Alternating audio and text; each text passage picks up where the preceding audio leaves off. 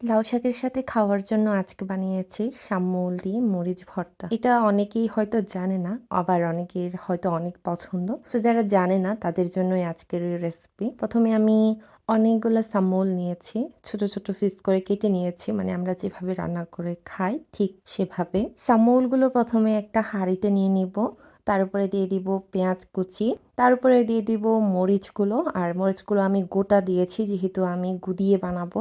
দিয়ে দিব পরিমাণ মতো হলুদ আর লবণ।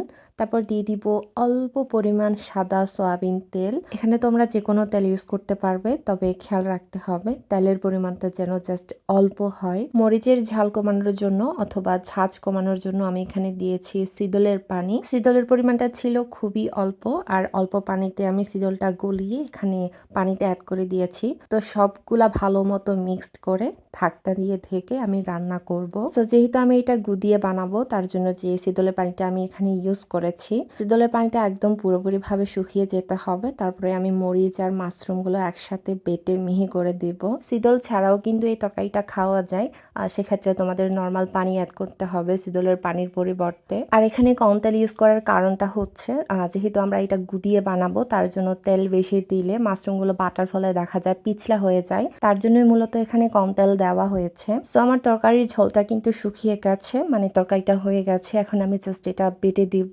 আমরা পাহাড়িরা যে কোনো শাকসবজি সেদ্ধর সাথে এই মরিচ ভর্তাটা খেতে পছন্দ করি। এটা হোক মাছ দিয়ে কিংবা মাংস দিয়ে অথবা এই মাশরুম দিয়ে, মানে আমরা যা খাই, যেটা দিয়ে পছন্দ করি, আমাদের যেটা দিয়ে ভালো লাগে, আমরা সেটা দিয়ে মরিচ ভর্তা বানিয়ে শাক সেদ্ধর সাথে খেয়ে থাকি। আর আজকের এই মাশরুমের সাথে মরিচ গুঁড়ি এটা আমি পরিবেশন করব গরম গরম লাউ শাকের সাথে। লাউ শাক বাদেও যে কোনো শাকসবজির সাথে তোমরা এই মরিচ গুঁড়ি এটা খেতে পারবে। যে কোনো শাকসবজির সাথে এই মরিচ গুঁড়ি এটা খেতে অনেক ভালো লাগবে। সো কেমন লেগেছে আজকের এই ভর্তার রেসিপিটা, গুদিয়ের রেসিপিটা, অবশ্যই কমেন্ট করে জানাবে। আর তোমরাও খেতে পছন্দ করো কি না আমার মতো, সেটা অবশ্যই কমেন্ট করে জানাবে। আমি আজকের ভিডিওটা এখানেই শেষ করছি। দেখা হবে নতুন আরেকটি ভিডিওতে নতুন কোনো রেসিপি নিয়ে। সে পর্যন্ত সবাই ভালো থেকো, সুস্থ থেকো, নিরাপদে থেকো। টাটা।